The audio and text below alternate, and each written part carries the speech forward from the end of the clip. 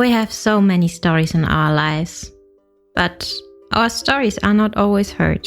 On the Hear My True Story podcast, we tell our own true stories. Before the white car parked, our head teacher had scattered.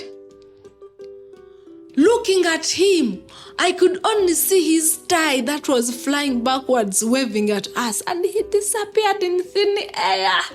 I want to share my life story. I want to share my voice with the people because I know that just a small joke I can tell through this podcast, it will make someone smile.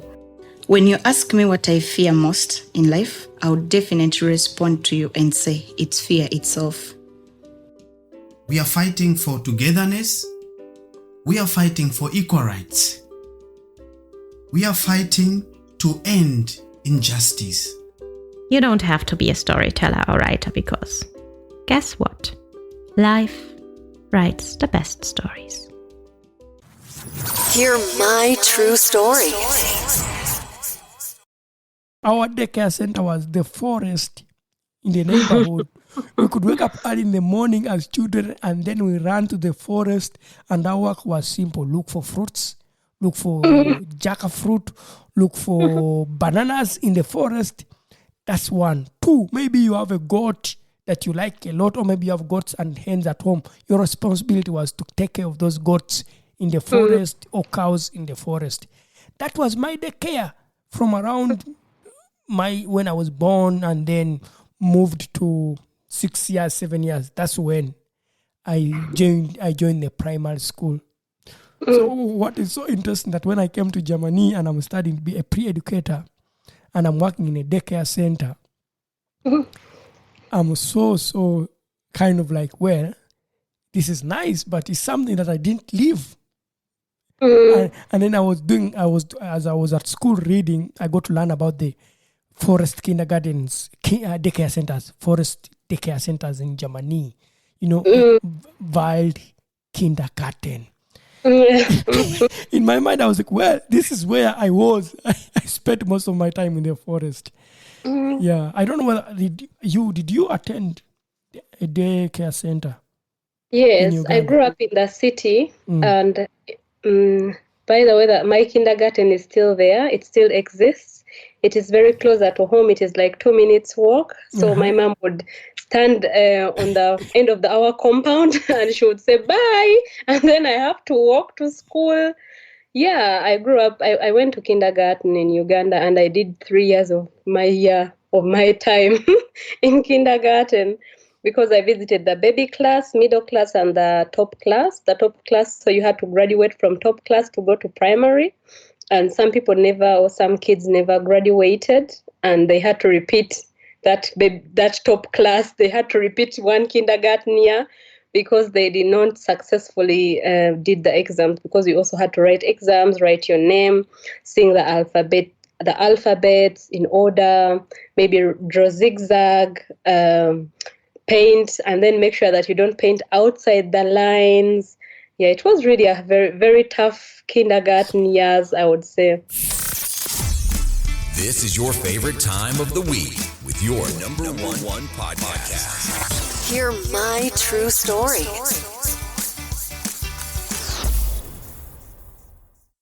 Yeah, my dear listeners, welcome back again this wonderful week to Hear My True Story podcast. It is me, your host, Otako, and I'm so excited again. This week, we shall have a conversation with a popular guest, once a co-host, and then things became so tight. Perhaps maybe she'll be back as a co-host, depending on her time. And then we shall share with you our personal experiences. We shall talk about various issues. However, in this particular episode, as we migrants from an African country, East Africa, Uganda, and now currently living in Germany, we want to just talk. It's going to be a free talk about our culture shocks and maybe perhaps where our cultures perhaps may be assimilate or maybe relate with the German culture. So, my dear listeners, if you want to really understand what are the culture shocks for people who migrate to Germany, and they decide to live here. Well, stay on this wonderful episode as we continue our conversation with our lovely guest. I would like to introduce our lovely guest. This week's special guest on your favorite podcast. Hear my true story. Yes, my friend. Hello. How are you? How is your day? I'm fine. How are you? How are you? This is your girl, Carol J. Smith. Yeah. I'm back. Yeah, I'm happy to be with you again this wonderful week with you. Yeah, I told my listeners some time ago, oh yeah, Carol is with us as a co-host. And then you became so tight with your final exam, school and that. And then you couldn't be a co-host for a long time. And then I was like, maybe not making sense to myself introducing a co-host who's not always there. I know. Yeah. Oh, that time.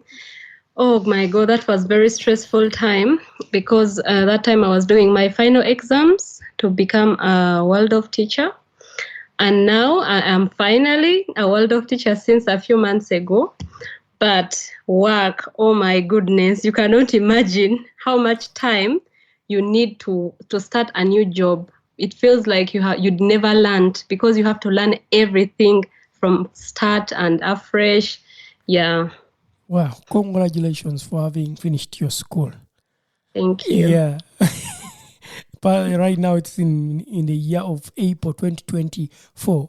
And personally, I am also sitting my final exams to be a pre-educator here in Germany.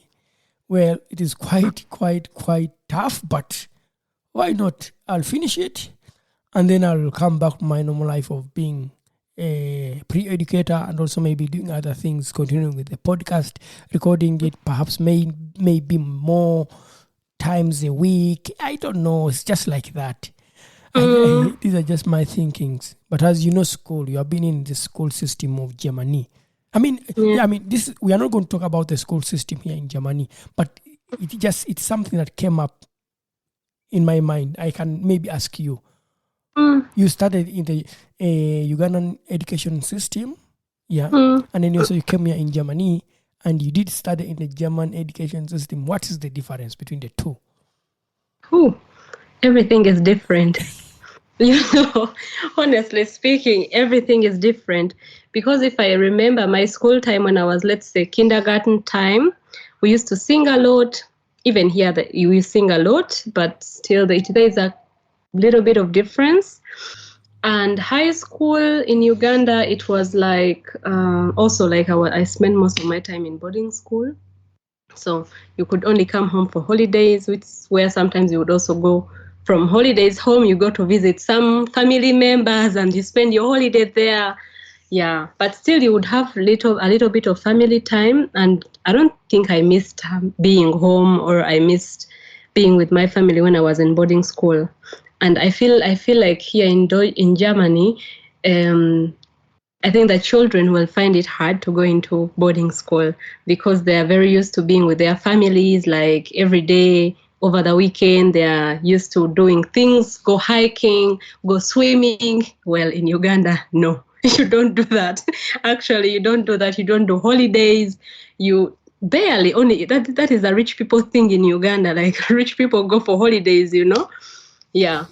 And high school. I want to ask you, what would be old days for a person living in Uganda, in an African country? Because for us, when you talk about holidays, you're talking about visiting cities.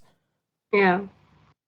I feel like holidays in Uganda would be going to another country or maybe going to the beach, but also that is not a holiday because I grew up closer to the beach in Lake Victoria.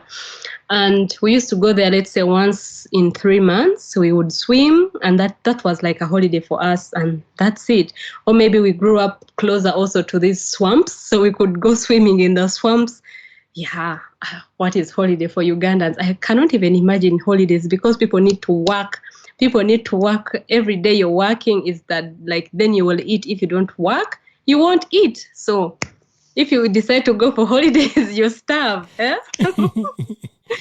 I get that.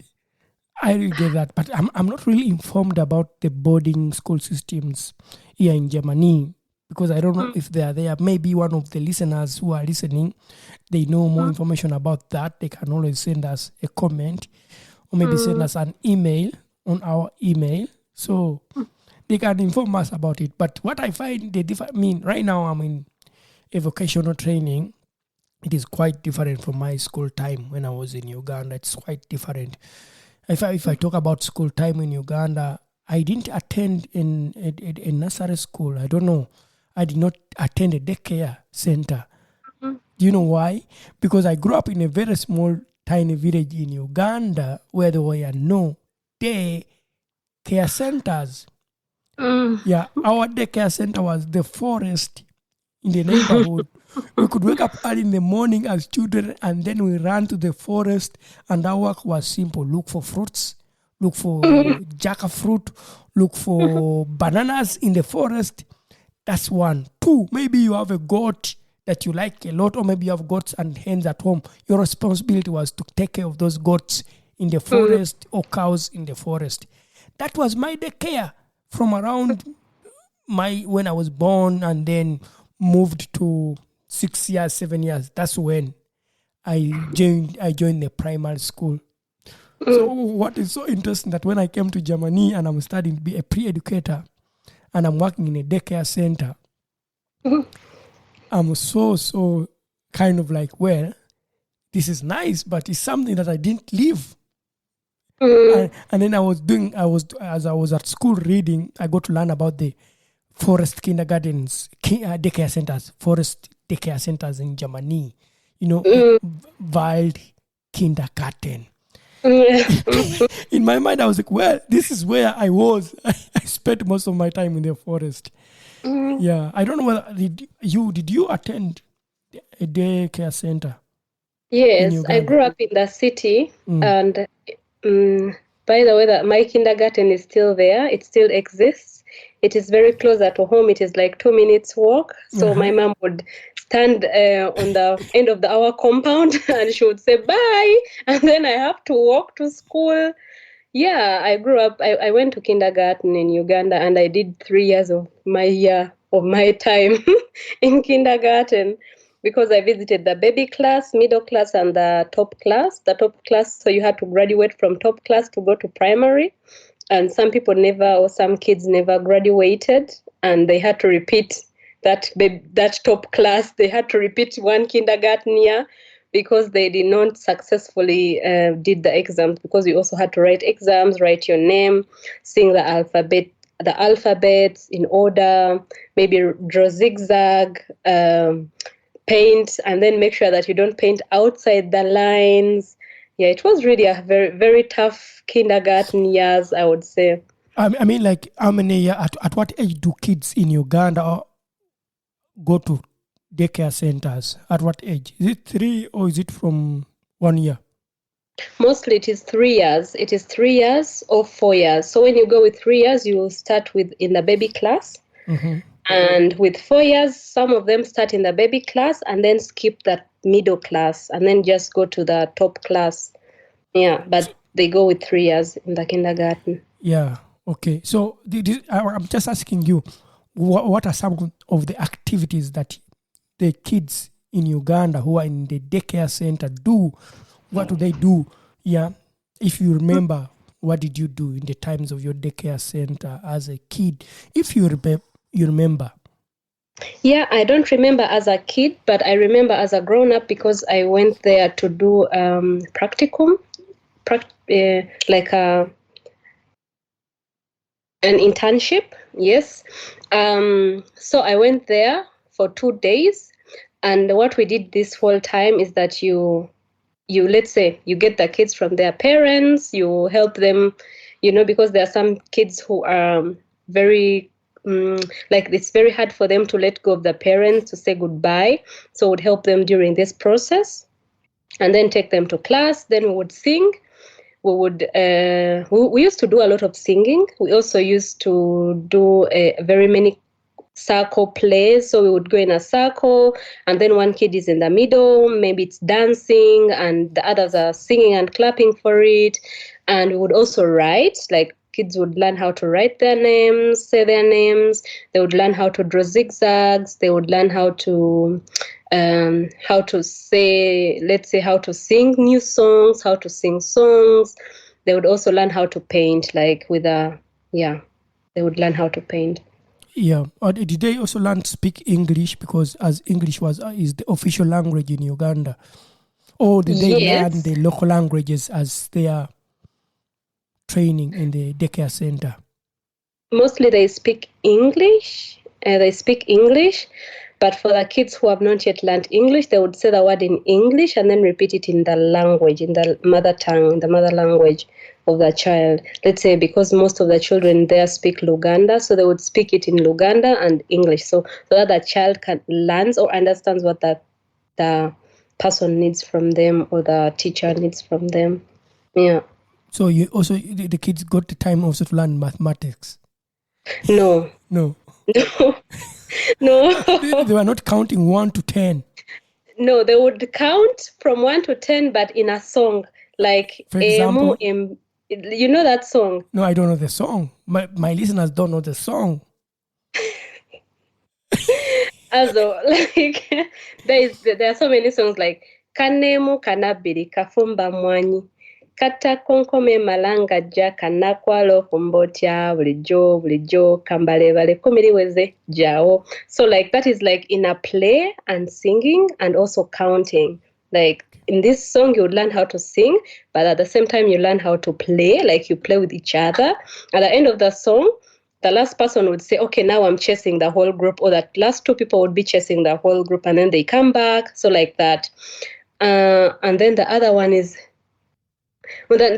like emu emuga, biri nganya, sato satula, inya enyanya, tano tanula, mukaga mkagula, musanvu msanvula, mwenda orendo, kumi kumiriweze. Like that. Okay. So there was more of playing, singing, which was combined with, of course, learning a bit of counting, learning a bit of language like English, maybe also perfecting their mother tongue through playing and singing. And then because you already a teacher in Waldorf Schule, and you are working with kids in the daycare center, I just ask, in Uganda, was free play time a very big thing that could be offered the kids, or was it always guided by a teacher? In Uganda? Yeah. In Uganda, it was more or less like break time. The children were free. They were not guided by the teacher. They would go, so they would ring the bell, let's say, so it is break time now, and then the children would go out. Then they would go and play for themselves. And then during this time, the teacher is preparing for the next activity, or the teacher is preparing the room or the class for the next activity. The children would not go outside the gate because there is always someone to protect the gate to see that the children do not go out, that the children remain in the sphere of the school. And so the playing was never guided, unless if the child says it starts crying, it doesn't know what to do, then of course the teacher would escort this child to see if it engages with other children. Yeah. And maybe I want to know, because, for example, I work in a daycare center in Germany, and there's a lot of play materials. How was it for you as a kid in Uganda? Were there also a lot of play materials in the daycare center? No, not so many. Well, I don't remember having any play materials. Actually, we used to use more or less like the natural play materials. Like we'd make our own balls out of papers, and then outside we would wrap them with polythene papers, the polythene bags, and then make a ball for ourselves. Or sometimes we would use the old clothes to tie them together and then make a ball. And then we would make sticks, and then we would use sticks, or would use like old empty cans to play hide and seek. We would use what else? This like the earth. We would make small holes there, and then we would play I don't know how they call it in English. Ludo, not Ludo. Oh God, I forgot the name. Duel. But Dulu, yes, Dulu. Yeah. I mean, to just explain to my listeners, duel is a game where someone has a marble and they make a hole in the hearth, and then they have to play against each other using their fingers. So there's a lot of there's a lot of fine motoric for the children. They play with the marbles using their fingers, trying to hold these marbles and throw them in the hole that has been dug in the ground. So that's the kind of game. Yeah. For the listeners, you can continue. Yeah, we would literally initiate our own games and our own materials, and also would make our own ropes. Like, we never used to buy ropes. We would get them from the banana fibers, and then we would tie them together and then make a rope. Or sometimes they would be bought and we skip them, and we would play like bladder, where two people they tie the rope together, so it is like a circle and it has no end and beginning, and the two people would enter with their legs and make it like two parallel lines, and then the other person or the third person will be jumping in the rope and jumping with their feet. And yeah. Enjoying this episode? Leave a review now. Hear my true story.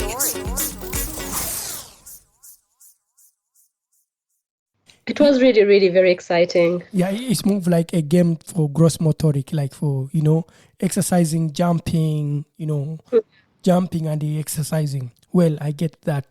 And then I want to ask you, because how did you have dolls? Like, for example, teddy bears that were there, cars, toy cars, and that in the daycare center? Or is it something that you find ridiculous when you find it here in Germany? Well, how was it for you? Growing up in the daycare center in Uganda, did you have all these things, these materials? Because these are education materials that support the growth and the development of a child from the different perspectives of development. For example, fine motoric, grob motoric, maybe cognitive entwicklung, like cognitive development. Yeah. My first doll, I got my first doll, my very, very first doll in life, like boat doll. I got it when I was like 8 years old. And before 8 years old, we used to make our own dolls in the using sometimes sweaters. So you would make a sweater and then you wrap it up, and then it's like you're having a baby, a sleeping baby.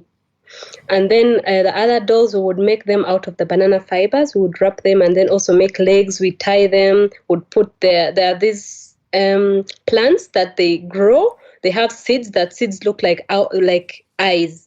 So they have a white and a black thing. So we would pierce in the eyes of the doll and then put these seeds inside, and then we would make our own dolls.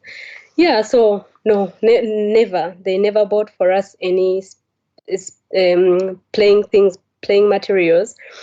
But when my mom bought me my first doll, I think it was my sister who bought me this doll. And it was really big. It was black. I used to call it Nunu. I named it Nunu. And Nunu was really big. Nunu had very big eyes, like big, big eyes. But it was so beautiful. For me, it was a very, very precious thing because I had never owned a doll in my life.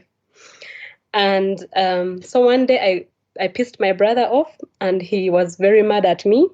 And he caught my baby and he slammed it on the table, and one eye from Nunu broke and one eye got out. Oh my God. I felt so bad. I cried, and Nunu became like one eye blind. And so we tied like that one eye, and then Nunu became a pirate out of the blue. Yeah. He did not. Yeah. Okay. Yeah. I understand. It's really difficult. In that situation as a kid, a doll, something that you're attached to. I mean, kushetile, I don't know how we call that in English, but like it's something I know. Was that your doll that could always, when you're sad could calm you down. Maybe when you are not happy, you could just take your doll and then... Not really. For me, it was just there for playing. It was not an emotional support for me. I wouldn't say that the doll was an emotional support for me. Right now, I can totally understand the children here, that they need them, But before me, when I was a kid, I never needed it because it was not in the culture, Because there is no way how you're going in Uganda, how you're going to take your kid in school, and you'd say that my child has to take the doll with them because it is an emotional support. It is very rare because usually the things from home remain home when you go to school in Uganda. It doesn't enter the school sphere or the school premises. And so when I was angry, I would cry. And then my mom would know my daughter is angry or my daughter is sad. Then she would ask and try to comfort me, or my sisters or my siblings. They would try to comfort me. But I never saw that doll, and it never at one point became my emotional support. So as a kid, if you remember well, how could you deal with your sadness, maybe if you needed that... Is there something that you needed when you were sad, not happy in the daycare center? I would tell my brothers, because we don't have very big age difference from each other. So we would literally talk about it. We would, when you're kids, you have friends and you tell these friends literally everything. So my brothers were like such a thing for me, and we would tell each other, oh, I hate that teacher. That teacher is like this, and things that you wouldn't tell your mom. And I wouldn't say that my mom was like there always, because she had so much to do. She had so much to provide. She didn't have time for us, but at least my sisters were there, Yeah. But I don't think that for me it was a need to have that emotional support from a doll, because I got it when I was 8 years. So where did I put my emotions the past 8 years before I got it, Okay. So, I get it. But you were sad when your brother destroyed or hit your doll. That makes it a bit... It became part of your life at some point. Yes, then I had become attached to it, emotionally attached to it. Yeah. But I don't remember the times where I hugged it when I was sad. I used to love it because at least it was almost the same height with me. And also, I could carry it everywhere I go. But I don't remember. I don't know, maybe I'm wrong. But I really had gotten very emotional support. I am emotionally attached to it. Yeah, because I remember that I was really very pissed at my brother until now. So this is when we are grown-ups, like I think last year, then we talked about it. I was like, hey, you destroyed my Nunu, you made my Nunu a pirate. Okay. Yeah. I get that. It's just like, reflecting back to how you grew up, but then you say that you also worked in a daycare center in Uganda for your practicum, for your traineeship. Yeah. How was it for you working there? What did you see the difference? I mean, like for the teachers there, for the daycare center, how they work with the kids, how they relate with the children, what way of education they use? Yeah, the school system in Uganda and the school system in Germany is very different. In Uganda, a child can be beaten. Like, there is this saying that the popo belongs to the government, something like that. I don't know if that's right, but that's what we used to say in school. And you mean the buttocks belong to the buttocks, yeah, belong to the government for punishment. Okay. Yes. I get that. Yeah. So we used to say that when we were in school. In Uganda, the children, so that means that their children are being beaten, like they're they be beaten because they have not fulfilled the desires or the expectations of the teacher or of the person, the authority who is there at the moment. So if the child does something or does a mistake, they will be beaten or they will be punished, which is really not the case here. The case here is that the child has another chance to learn the thing in another way, And they also here is believed that the children have everyone has a way of learning. Like the way how you learn is not the way how I learn. You might need more time, or I might need more time and you less time. So the people who need less time, they're also given a chance to at least to try to do it. But in Uganda, everyone is expected to be at the same level, like everyone, because you're all in the same all in the same class, and also you're all almost in the same age bracket. So they expect that everyone has to fulfill a certain expectation. When it is not fulfilled, you're being beaten. And also that in Uganda, let's say in the kindergarten, you're supposed to learn. You're supposed to already know how to write your name. You're supposed to already know the telephone number of your mother, because in case you disappear, or in case someone kidnaps you, that it is possible for you to help yourself.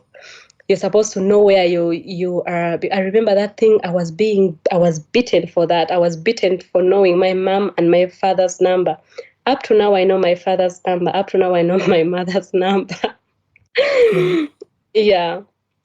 You mean the phone number, the mobile number? A mobile number, yes. Yeah, okay. Sorry.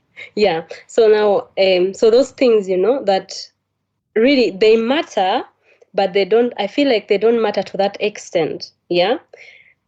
Because here, the children, they practice that the children know the number, the police number. If I get a problem, which number can I call? 112, or, So they're just 3 letters, and also you can learn that in a game, not having to memorize 10 digits, You are 4, 5 years old, you still don't forget your age. If someone asks you, how old are you? You're still like 4, and you cannot make the figure 4 with your fingers. But then at that age, you're expected to know the telephone number of your mother, the full names of your mother. Mothers in Uganda, they have 4 to 5 names, You're supposed to know all that, because there is also going to be another Carol Chivanuka.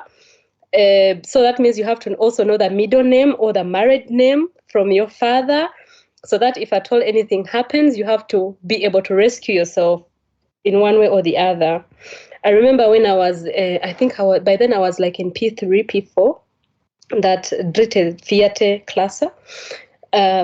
So I used to, but by this time I was studying in the town, like in the city center. And so we had to take taxis home, like 1 hour or so driving, if there was no traffic jam. I don't remember.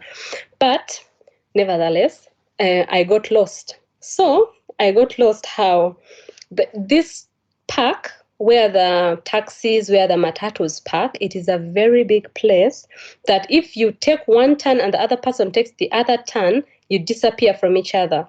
So this is what happened. I knew where the taxi or the matatus of my place of Kajansi Park, but then we separated when we had just entered the park. So I started looking for the people that I was with. I started looking for my sister, and I started crying and crying and crying because I didn't know what to do. Then my sisters realized that I had disappeared. I was the youngest of them all, and then they had to come back, started looking for me.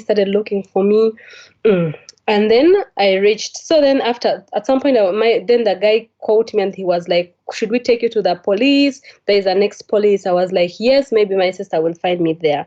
They took me to the police. So they made an announcement that, "Hey, this child called this and this, Karo Chivanuka.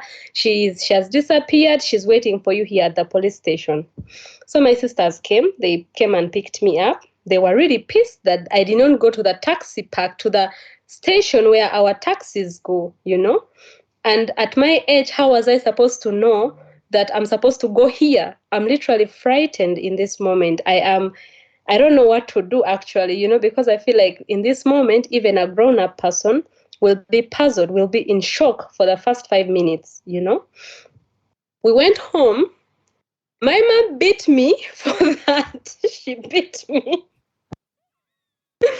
My mom beat me for getting lost first. She beat me for not going to the taxi park, to our taxi park where they park. And also she beat me for for being to the police is like, why are you going to the police? I'm like, someone took me to the police.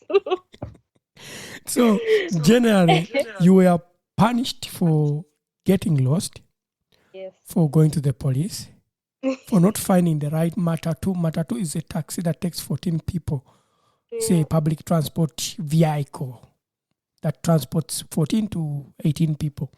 So you were punished for failing everything. Yeah. Sorry. We not only have voices for a podcast, but also faces for YouTube. Don't miss your next episode. Hear my true story.